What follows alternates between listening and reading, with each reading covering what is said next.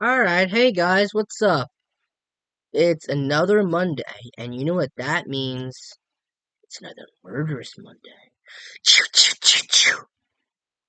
And before we get started, I just wanted to say Happy Memorial Day, and thank you for every person that served, and yeah, um, I'm a Boy Scout for over 9 years. I have all these patches. No, it's upside down, but I have all these patches. Yeah, that's my dog over there.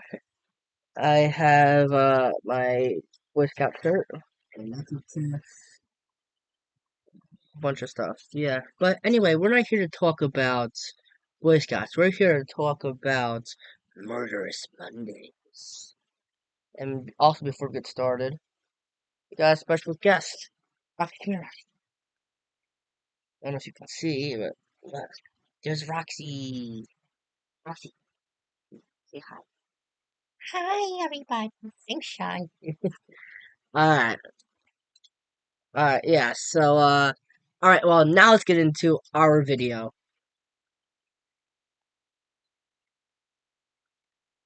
Alright, so, hey guys, what's up? On this channel, Murderous Mondays, I talk about serial killers, and I upload every Monday, hence the name. But this video, the victims were fortunate enough to survive the ordeal, but would never be the same. And today's case is that of Josef Fritzl. Josef Fritzl. Who was he? What was his early life like? And why and how did he become so evil?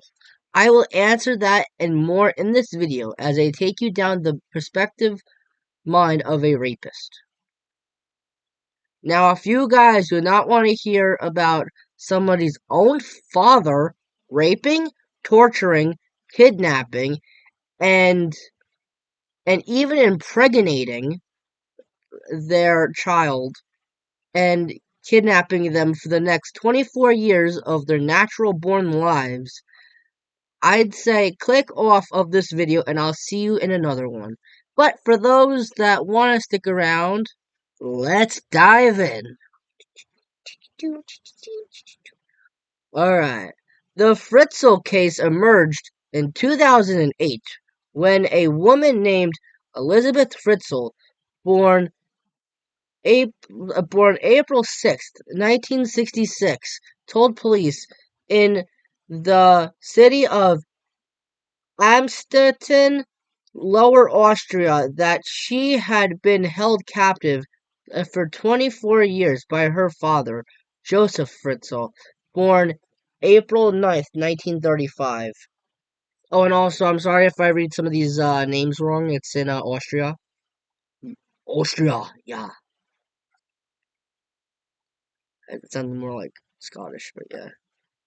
Fritzl had assaulted, sexually abused, and raped his daughter repeatedly during her imprisonment inside a concealed area in the cellar of the family home. The incest resulted in the birth of 7 children, 3 of whom remained in captivity with their mother. One died shortly after birth and was cremated by Fritzl. The other 3 were brought by Fritzl and his wife Rosemary, having been reported as foundlings.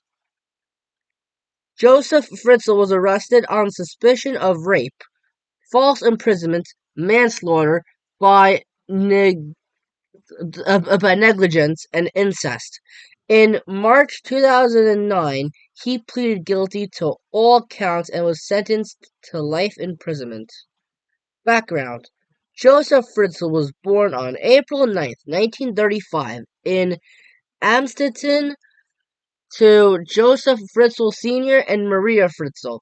He grew up as an only child raised solely by his working mother.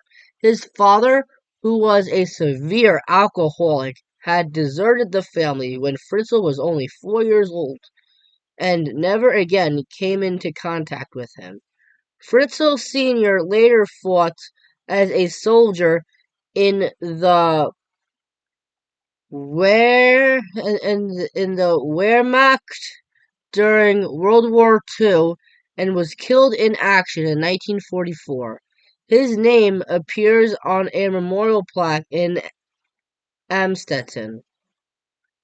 In 1956, at age 21, Fritzl Jr. married 17-year-old Rosemary, born September 23, 1939, with whom he had 3 sons and 4 daughters with, including Elizabeth, who was born on April 6, 1966, whose this case would be talking about today. Fritzl reportedly began sexually abusing Elizabeth in 1977 when she was just only 11 years old. After completing his education at an HTL tech, technical college with a qualification in electrical engineering, Fritzl obtained a job at Voestalpine in Linz, which I don't know what that means, bro, okay? From 1969 until 1971, he held a job in a construction material firm in Amstetten. Later, he became a technical equipment salesman, traveling throughout Austria. He retired from active employment when he turned 60 years old in 1995, but he continued some commercial activities. In addition to his apartment building in Amstetten, Fritzl rented out several other properties. In 1972, he purchased a guest house and an adjacent campsite at Lake Mondsee. He ran it together with his wife until 1996. Criminal history.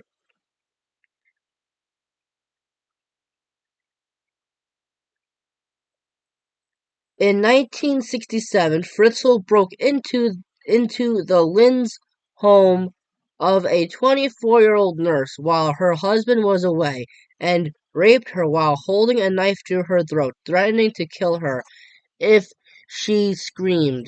According to an annual report for 1967 and a press release of the same year, he was also named as a suspect in a case of attempted rape of a 21-year-old woman and was known for indecent exposure.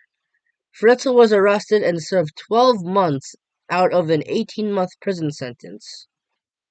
In accordance with Austrian law, his criminal record was expunged after 15 years. As a result of more than 25 years later, when he applied to adopt and/or foster Elizabeth's children, the local social service authorities did not discover his criminal history. Suspected murders. On November 12, 1986, at 6:40 a.m., 17-year-old Martina Claudia Posch left her home in Vauclabruck, Vauclabruck, Vauclabruck, to get a nearby bus stop. When she did not show up for an agreed meeting with her boyfriend at around 5 p.m., he called Martina's mother, who thought her daughter was already with her boyfriend. She later learned that Martina had not showed up for work that day, and authorities were also able to determine through witness statements that Posh had not been on the bus that morning either. On November 22nd, 1986, 2 scuba divers found Posh's body wrapped in 2 olive green tarps, or tarpaulins. I think it means tarps. I think tarp is short for that, I think. On the southern shore of Lake Mondsee. The forensic examination revealed that she had killed by strangulation. 2 hours after leaving her parents' home. After his arrest, Fritzl was investigated for possible involvement, since at the time of the murder, he and his wife ran a guest house which was located opposite where Posh's was found, and she was also very physically similar to his daughter, Elizabeth. In addition to Posh's homicide, Fritzl was looked into as a suspect in the death of Anna Neumayer, a 17-year-old, who was killed with a captive bolt pistol in a field in Linz on August 17th, 1966. She had disappeared on her way to Wells, 35 kilometers from where Fritzl worked at the time. Another potential victim was Gabriela Supkova, Supkove, because the A has a little E, so it almost sounds like an A and an E, so like Supkove, 42 years old, a prostitute who was murdered murdered in August of 2007. Her body was found at the Lipno Reservoir near Austrian-Czech border at a time when Fritz was on holiday there. However, Fritzl was ultimately not charged with these murders due to a lack of evidence, self-portrayal, and psychiatric assessment. After his arrest, Fritzl claimed that his behavior toward his daughter did not constitute rape but was consensual, which obviously was not the case. In extracts from talks with his lawyer, Fritzl said that he always knew during the whole 24 years that what I was doing was not right, that I must have been crazy to do such a thing, yet it became a normal occurrence to lead a second life in the basement of my house. Regarding his treatment of the family he had with his wife, Fritzl stated, "I am not the beast the media makes me to be." Regarding his treatment of Elizabeth and her children in the cellar, he explained that he brought flowers for Elizabeth and books and toys for the children into the bunker, as he called it, and often watched videos with the children and ate meals with Elizabeth and the children. Fritzl decided to imprison Elizabeth after she did not adhere to any rules anymore when she became a teenager. And that's why I had to do something. I had to create a place where I could keep Elizabeth by force, if necessary, away from the outside world. He suggested that the emphasis on discipline in the Nazi era, during which he grew up until the age of 10, might have influenced his views about decency and good behavior. The chief editors of News magazine noted in an editorial that they expected Fritzl's statement to form the basis of the defense strategy of his lawyer. Critics said that his statement may have been a ploy to prepare an insanity defense. Reflecting on his childhood, Fritzl initially described his mother as the best woman in the world, and as strict as it was necessary. Later, he expressed a negative opinion of his mother and claimed that she used to hit me until I was lying in a pool of blood on the floor. It left me feeling totally humiliated and weak. My mother was a servant, and she used to work hard all her life. I never had a kiss from her. I was never cuddled, although I wanted it. I wanted her to be good to me. He also claimed that she called him a Satan. a criminal, a no good, and that he had a horrible fear of her. In 1959, in 1959, after Fritzl had married and bought his house, his his mother moved in with them. Over time, their roles reversed, and his mother came to fear him. Eventually, he also admitted that he had later locked his mother in the attic and bricked up her window after telling neighbors that she had died, and kept her locked up until she actually passed away in 1980. It is unknown how long Fritzl kept his mother locked up in his attic, but newspapers have speculated that it may have been up to 20 years. In a report by forensic psychiatrist Adelheid Kastner, Fritzl's mother is described as unpredictable and abusive. And so Fritzl has done this in the past, which he has held his mother captive, and now we haven't even gotten to where he held his daughter captive. Fritzl referred to him as an alibi child, meaning that his mother only gave birth to him to prove that she was not barren and could produce children. Fritzl claims that his pathological behavior is innate. Admits, during his prison stint for the earlier rape conviction, he admits that he planned to lock his daughter up so that he could contain and express his evil side. He said, "I was born to rape.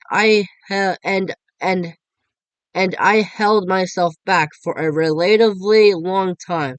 For a relatively long time. I could have behaved a lot worse than locking up my daughter," basically meaning that he could have killed her. Then forensic psychiatrists diagnosed Fritzl as having a severe combined personality disorder, which included borderline psy skits a schizotypal a schizotypal and schizoid, probably like schizophrenia or something. My uncle has that types as a sexual disorder and recommended that Fritzl receive psychiatric care for the rest of his life. Later reports have revealed Fritzl's premeditated plan to lock up his daughter, but was not for dis but for his own gratification. Prosecutor's investigation. Hold on.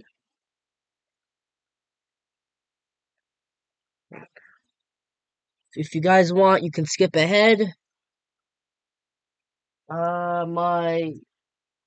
My computer is about to die, so skip ahead like 2 or 3 minutes or so.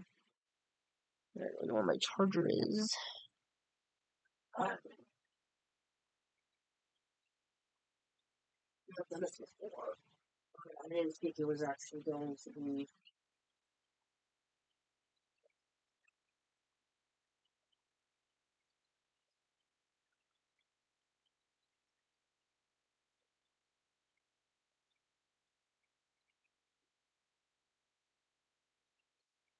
downstairs.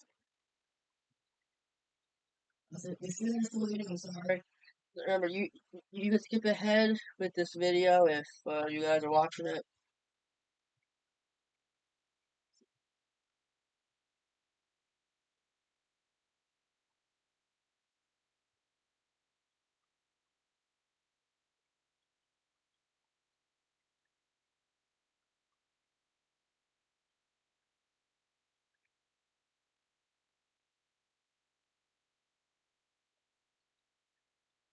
Plug it in before it dies.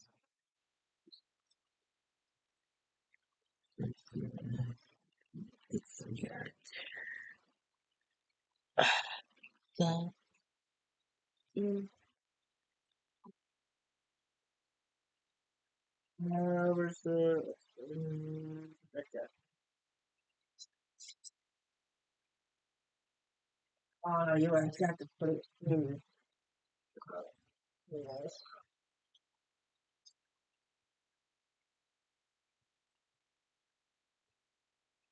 I have an extension cord, but it doesn't have the other thing. Alright. It's charging. Recharging.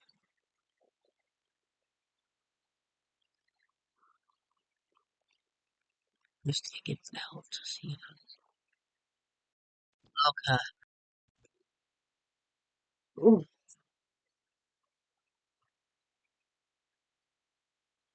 Alright, I'm sorry if you guys are waiting, like the 2 minutes or whatever, but I'm back now. Alright. So prosecutor's investigation. Uh Pursuant to the agreement that she would never have to see her father again, Elizabeth Fritzl gave videotaped testimony before Austrian prosecutors and investigators on July 11th of 2008. On November 13th, 2008, authorities in Austria released an indictment against Josef Fritzl. He stood trial for the murder of the infant Michael, who died shortly after birth and he faced between 10 years and life imprisonment. He was also charged with rape, incest, kidnapping, false imprisonment, and slavery, which carry a maximum of 20-year term. Captivity. After completing uh, compulsory education at the age of 15, Elizabeth started a course to become a waitress in January of 1983. She ran away from home and went into hiding in Vienna with a friend from work. She was found by police within 3 weeks and returned to her parents in Amstetten. She rejoined her waitress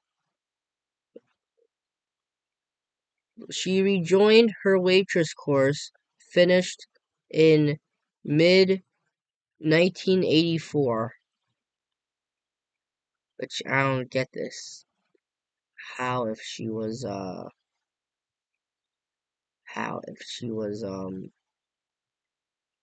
kidnapped? She rejoined her waitress course, finished it in mid 1984, and was offered a job in nearby Linz. On August 28th, 1984, after Elizabeth turned 18. Okay, here we go. Alright, wait, so she was 11 when he gave captive to her. 1984 when she was 18. On August 20th, 1984, after Elizabeth turned 18, Fritzl lured her into the basement of the family home, saying that he needed help carrying a door. In reality, Fritzl had been converting the basement into a makeshift prison chamber. The door was the last thing he needed to seal it, which means that she would basically have been sealing her own fate for the next 24 years. I mean, just think of 20. Well, hold on, I'll say this at the end.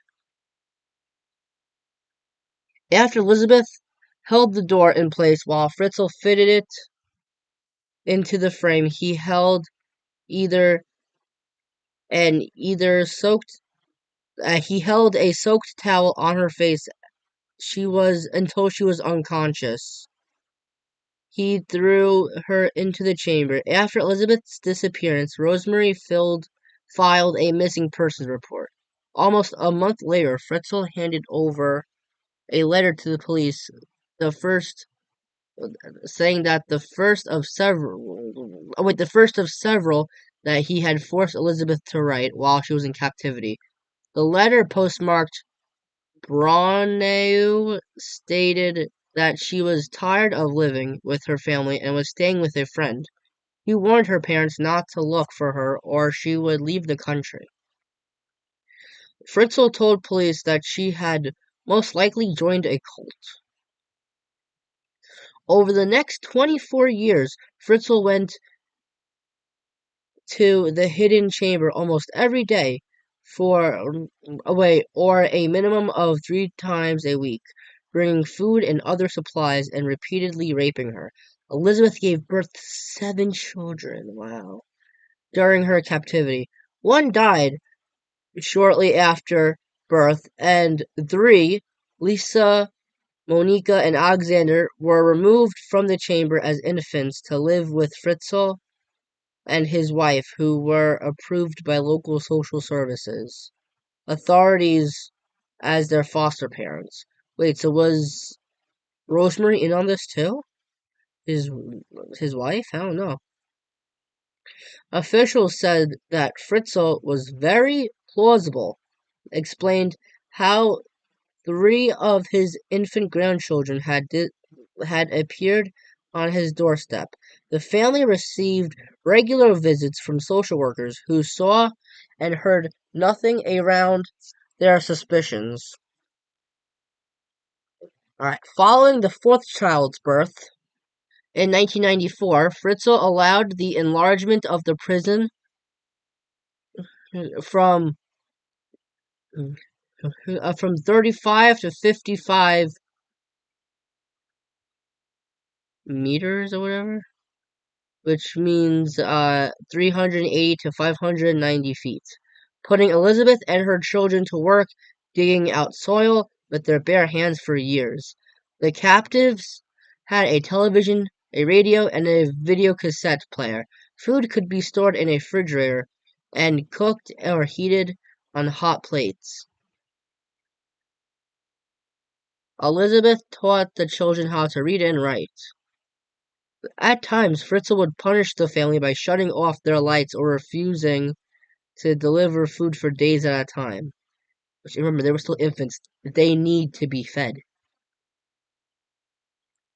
Fritzl told Elizabeth and 3 children who remained, Kirsten, Stefan, and Felix, that they would be gassed if they tried to escape. Investigators concluded that this was an empty threat to frighten the victims. There was no gas supply to the basement. He told them that they would be electrocuted if they tried to meddle with the cellar door. According to Fritzl's sister-in-law, Christine, he went into the basement every morning at 9 a.m., ostensibly to draw plans for machines which he sold to manufacturing firms. He often stayed there for the night and did not allow his wife to bring him coffee. A tenant who rented a ground floor room in the house for 12 years claimed to hear noises from the basement, which Fritzl said were caused by faulty pipes or the gas heating system. Discovery. On April 19th, 2008, Fritzl agreed to seek medical attention after Kirsten, Elizabeth's eldest daughter, fell unconscious. Elizabeth helped him carry Kirsten out of the chamber and saw the outside world for the first time in 24 years. He forced Elizabeth to return to the chamber where she remained for a final week. I mean, just picture that, right? Like, you finally see daylight, but then you have to actually stay in the chamber for another week. Well, that actually probably won't even be the part of it. As that probably won't even be the start, like the tip of the iceberg, because 24 years she's been in there for. I think she could probably wait there for another week. But yeah, Kirsten was taken by ambulance to a local hospital. Here's a big word: the Well, the first was a big one. The Landskilnicum. The Landskilnicum Amstetten, so that was the hospital, I guess, and was admitted in serious condition with life-threatening kidney failure. Fritzl later Fritzl later arrived at the hospital, claiming to have found a note written by Kirsten's mother. He discussed Kirsten's condition and the note with a doctor, Albert Reiter. Medical staff found aspects of Fritzl's story puzzling and alerted the police on April 21st of 2008. The police broadcast an appeal on public media for the missing mother to come forward and provide information about Kirsten's medical history. The police reopened the case file on Elizabeth's disappearance. Fritzl repeated his story about Elizabeth being in a cult and presented what he claimed was the most recent letter from her dated in January of 2008, posted from the town of Kemeton. The police contacted Manfred Walfart, a church officer and expert on cults, who raised doubts about the existence of the group Fritzl described. He noted that Elizabeth's letter seemed dilated or diluted and oddly written. Well, tampered with and oddly written. Elizabeth pleaded with Fritzl to be taken to the hospital. On April 26th, her released. No, hold on. I'm tired. On April 26th, he released her from the cellar along with her sons Stefan and Felix, bringing them upstairs. He and Elizabeth went to the hospital where Kirsten was being treated on April 26, 2008, following a tip-off from Dr. Reiter that Fritzl and Elizabeth were at the hospital. The police detained them on the hospital grounds. And the police detained them on hospital grounds and took them to a police station for questioning. Elizabeth did not provide police with more details until they promised that she would never have to see her father again. Over the next 2 hours, she told the story of her 24 years in captivity. I mean, she's literally like an animal. Like in captivity. Elizabeth recounted that Fritzl raped her and forced her to watch pornographic videos, which he made her reenact with in front of her children in order to humiliate her. Shortly after midnight, police officers completed the investigation. Fritzl, at the age of 73 at the time, was arrested on April 26th on suspicion of serious crimes against family members.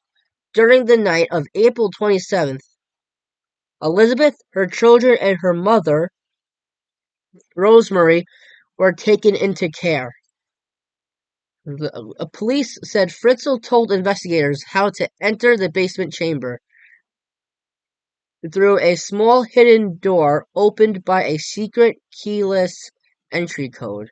Rosemary had been unaware of what had been happening to Elizabeth. On April 29th, it was announced that DNA evidence confirmed Fritzl as the biological father of his daughter's children. Wow, just let that sink in.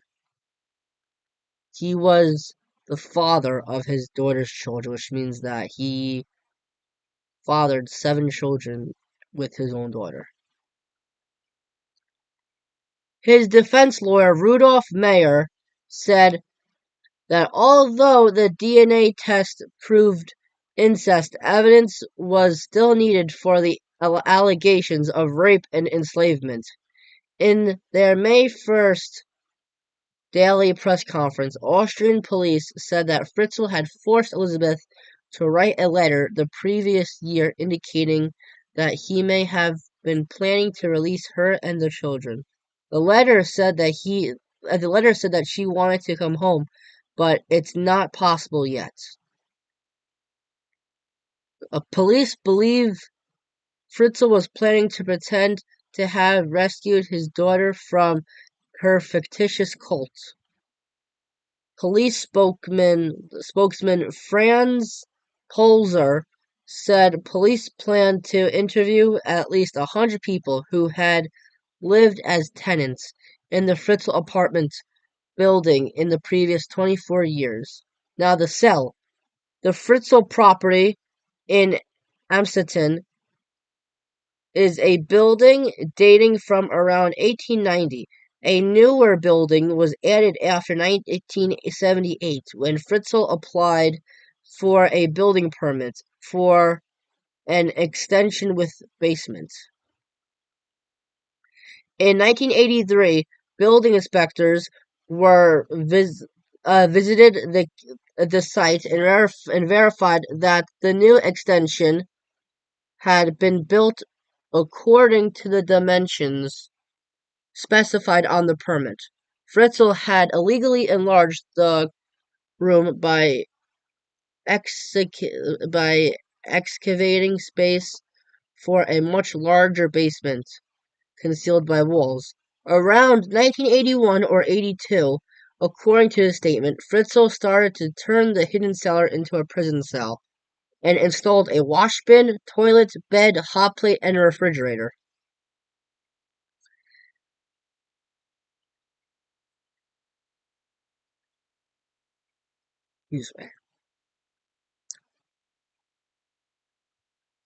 In 1983, he added more space by creating a passageway to a pre-existing basement area under the old part of the property in which only he knew.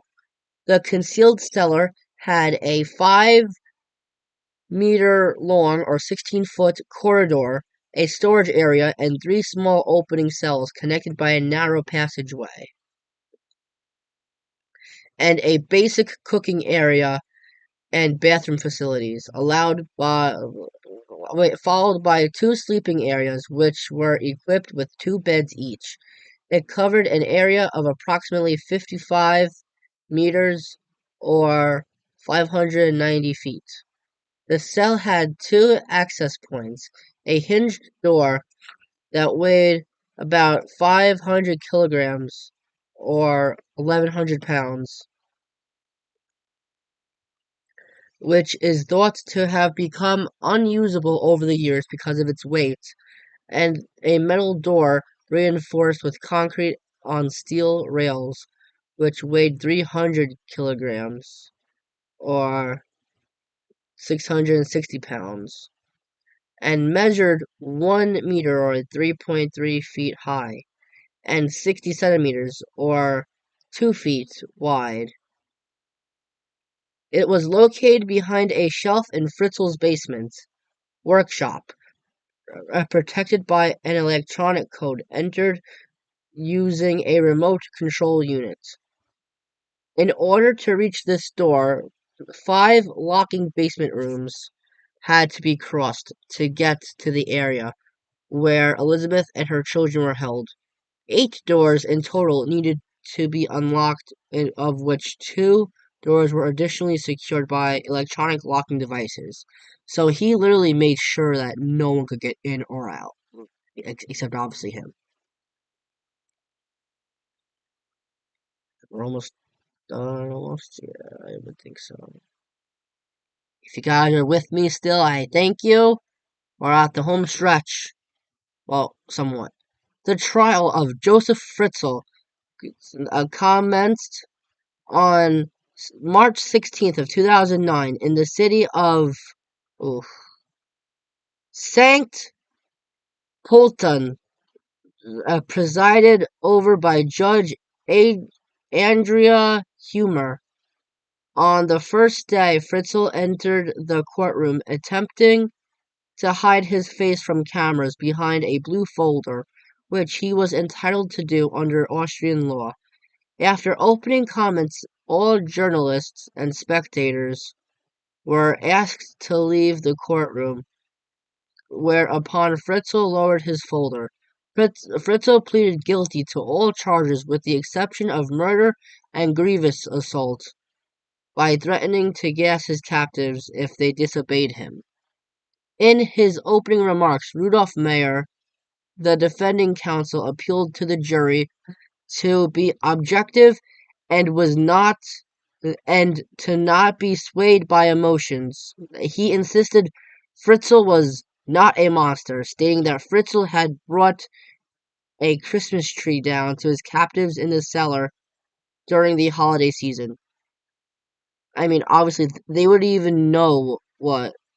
Well, the kids wouldn't even know what Christmas is because they literally were birthed in that dungeon.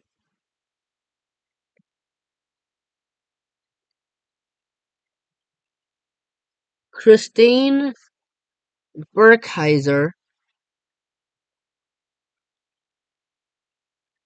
Christine Burkheiser, prosecuting her second, which she was prosecuting her first case since being appointed chief prosecutor, pressed for life imprisonment in an institution for the criminally insane. She demonstrated for jurors the low height of the ceiling in the cellar dungeon by making a mark on the door in the courtroom at 174 centimeters, or 5 feet and 8.5 inches, which is a little bit shorter than me. A little bit taller than me, yeah. And described the cellar as damp and moldy, passing around a box of musty objects taken from the cellar. The odor which smelled the odor of which made jurors flinch. On the first day of testimony, jurors watched 11 hours of testimony recorded by Elizabeth in sessions with police and psychologists in July of 2008. The tape is said to have been so harrowing, that 8 jurors did not watch for more than 2 hours at a time. 4 replacement jurors were on standby to replace any of the regular jurors in case they could not bear to hear any more of this evidence. And these people actually lived it. Besides the video testimony, Elizabeth's older brother, Harold, testified and said that he was physically abused by Fritzl as a child also.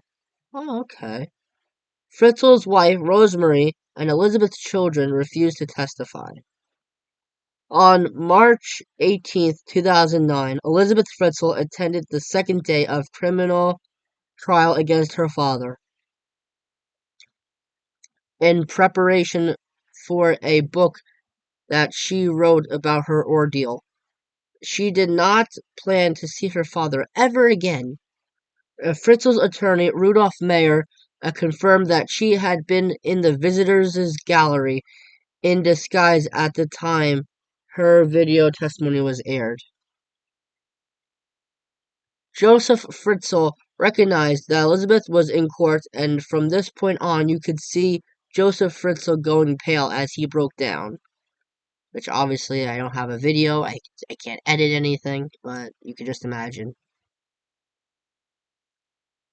Well, actually, I don't think that you could imagine, because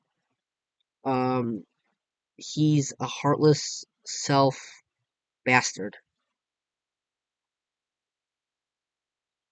Um, he said it was a meeting of eyes that changed his mind. The next day, Fritzl began the proceedings by approaching the judge and changing his pleas to guilty on all charges. On March 19th of 2009, Fritzl was sentenced to life imprisonment without possibility of parole for 15 years. He said that he accepted the sentence and would not appeal. Fritzl is currently serving out his sentence in Garston Abbey, a former monastery in Upper Austria that has been converted into a prison.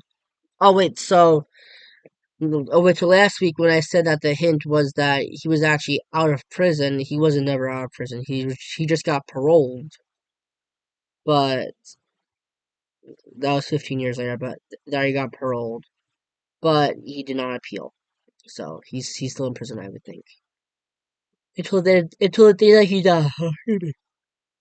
Until the day that he dies. Now the aftermath. Judge Humer, who presided over the trial, stated medical experts reported Elizabeth and her children were in relatively good health after being taken into care. Elizabeth, all six of her surviving children, and her mother were housed in a local clinic where they were shielded from the outside environment and received medical and psychological treatment. Members of the Fritzl family were offered new identities, but it was emphasized that it was their choice to make. Berthold Berthold Keplinger, head of the clinic where Elizabeth and her children were being treated, said that Elizabeth and her three children held captive in the cellar required further therapy to help them adjust to the light after years in semi-darkness.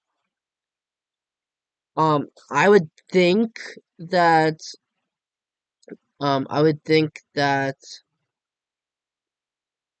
I would think that once Fritzl wasn't in there, like once he stepped out and stuff during the 24 years, I wonder if Elizabeth actually told the other three kids, her three uh children, that her other three children of what her father has done to her. And maybe it gave her a little reason to live because of like she wanted to live for like her children and stuff maybe.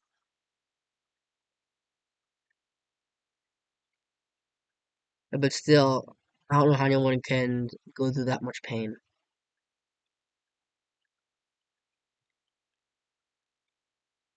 They also needed treatment to help them cope with all the extra space that they now had in which to move about.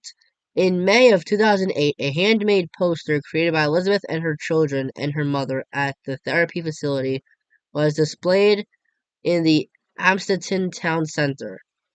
The message thanked local people for their support. We, the whole family, would like to take the opportunity to thank all of you for sympathy at our fate, they wrote in the message. Your compassion is helping us greatly to overcome these difficult times, and it shows us that there also are good and honest people here who really care for us. We hope that soon there will be a time where we can find our way back into a normal life. Kirsten was reunited with her family on June 8th, 2008, when she was awakened from her artificially induced coma. Doctors said that she would make a full recovery. It was revealed that Elizabeth and her children were more traumatized than previously thought. During captivity, Kirsten tore out her hair in clumps and was reported to have shredded her dresses before stuffing them down the toilet. Stefan could not walk properly because of his height, 73 centimeters or 5 foot 8 inches. Because remember, um, because remember, that's just a half an inch less of what the of what the ceiling was. Um, so yeah, So he was 5'8 inches, which had forced him to stoop in the 168 centimeter high, or 5'6" in the cellar.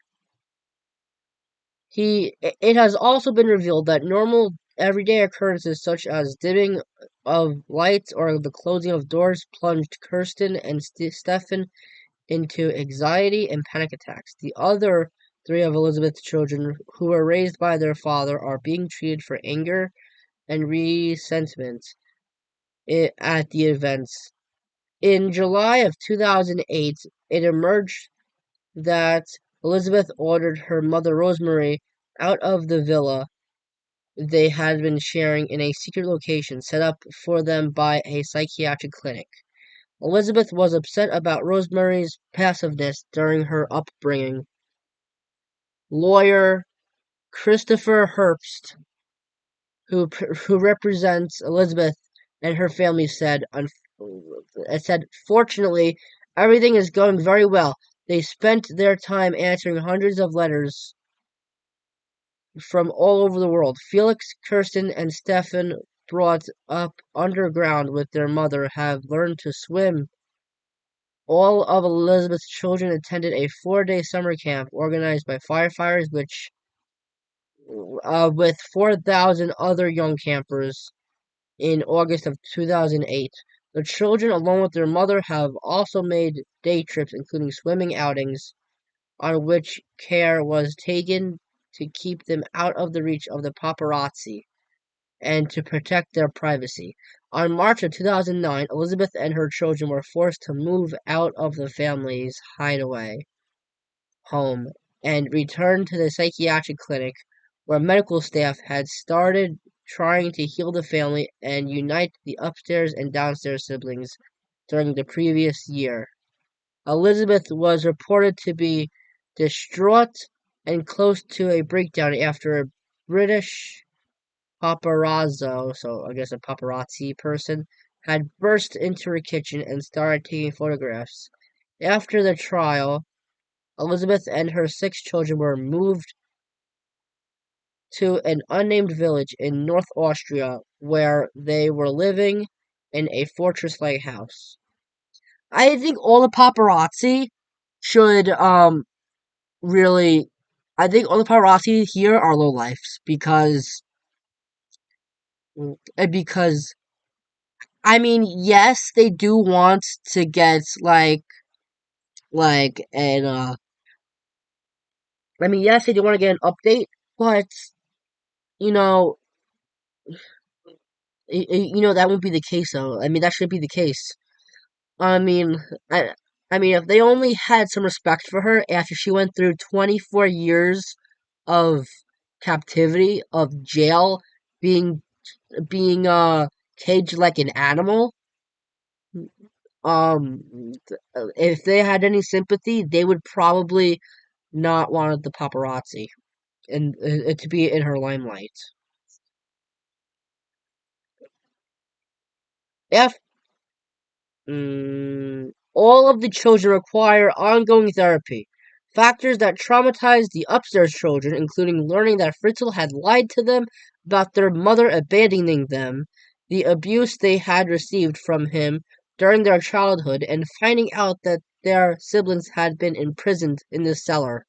So just picture, like you think that like your mother's dead, but in reality she's just caged like an animal in a bunker somewhere.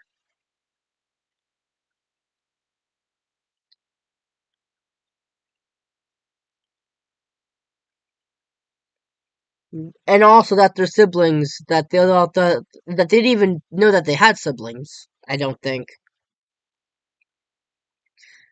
The downstairs children receive therapy due to their deprivation from normal development, the lack of fresh air and sunshine while living confined in the basement, and the abuse that they and their mother had received from Fritzl when he came to the basement. Oh wait, so Rose. Wait, hold on. Okay, never mind. All of the children might have genetic problems common to children born of an incestuous relationship. Elizabeth was said to be estranged from her mother, Rosemary, who accepted Fritzl's story about Elizabeth joining a cult and did not pursue the matter further, which she should be jailed too, because she knew what was going on. But I think that if they were to say anything, he would probably have her killed.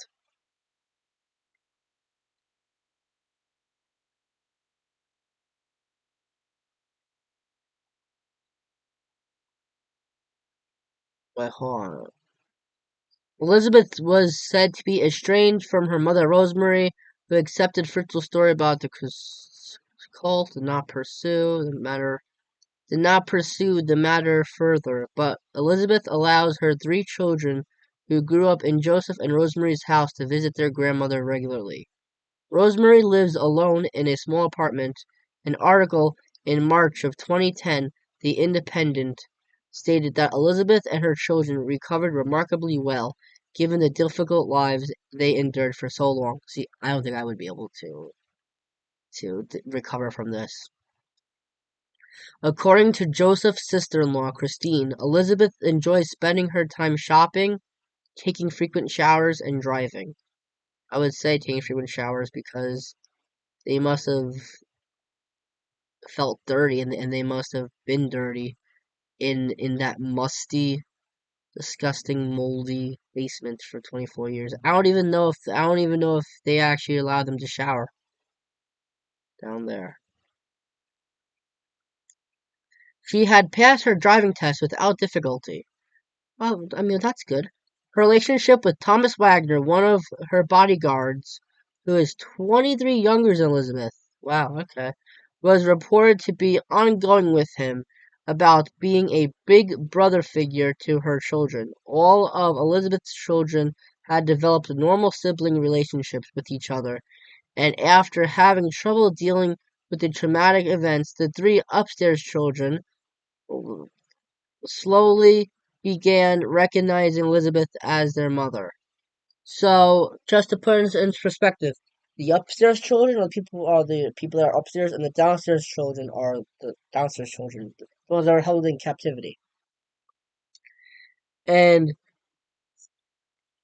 and and the upstairs children did not even know that they actually even had a mother. And and I think Elizabeth actually knew that she had more children, but she could never see them, which was traumatizing.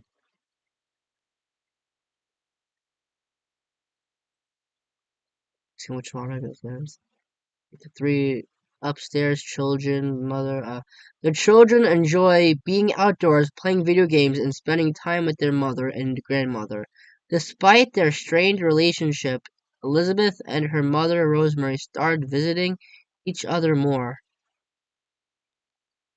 and Elizabeth has reportedly forgiven her mother for believing her father's story.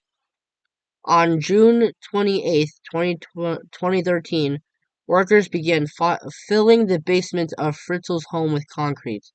Estate liquidators Walter Estate liquidator Walter Ans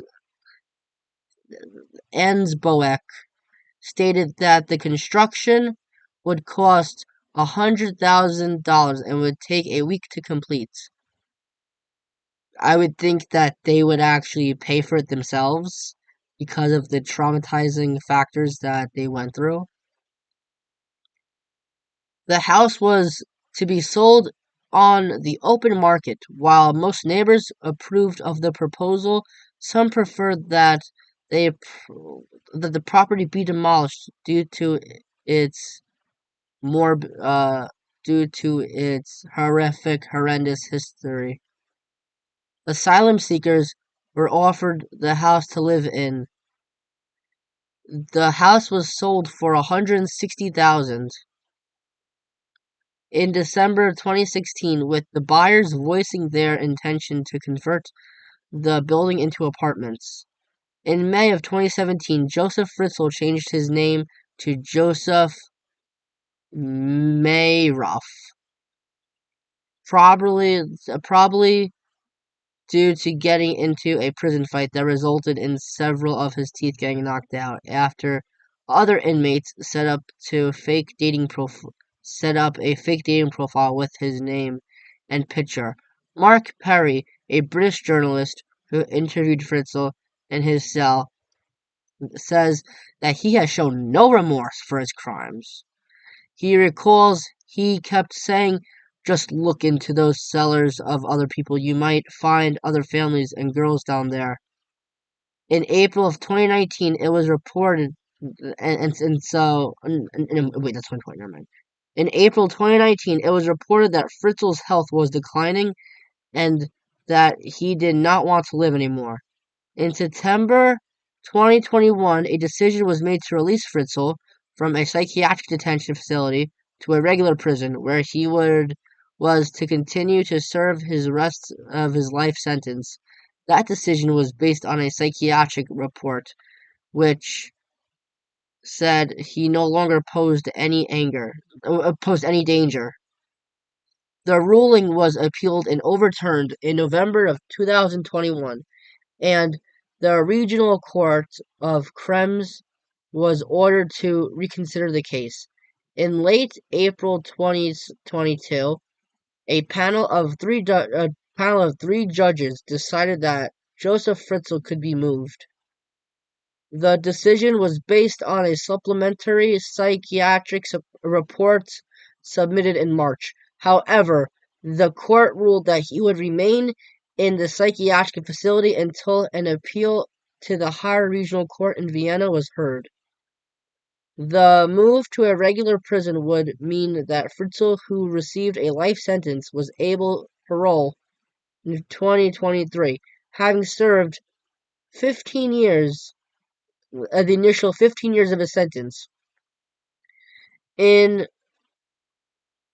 January of 2024, Fritzl applied to Krems Regional Court for release from prison into a nursing home, but the application was rejected. On January 25th, 2024, the higher regional court approved Fritzl's move to a regular prison amid reports that he was suffering from dementia. Within a week, prosecutors had filed a complaint seeking to overturn the decision in a higher court. The court dismissed the complaint in May 2024 and again ruled that Fritzl should be transferred. And if you guys have stayed with me for over an hour, I appreciate full-heartedly. Thank you for sticking around with me, and yeah, before we get off this video, my next video, um, I decided to, I'm gonna give a hint. Um, I decided as I was, making this video, for the next video, alright, so, this guy, he killed people, obviously, okay, so now we're going back to serial killers. Alright, so this guy, I want to say back in like the mid 1900s, because a lot of his pictures are like in like black and white and stuff. He killed people and took the faces off of his victims and wore them, which also, I'm just gonna say, I mean, don't look it up. I mean, if you know, you know, the real life Leatherface. All right, that's my next video. All right, so please like, comment, subscribe. Catch you guys on my next video. Peace. And stay safe, guys. Do not get murdered. And I'll catch you guys on my next video. Peace.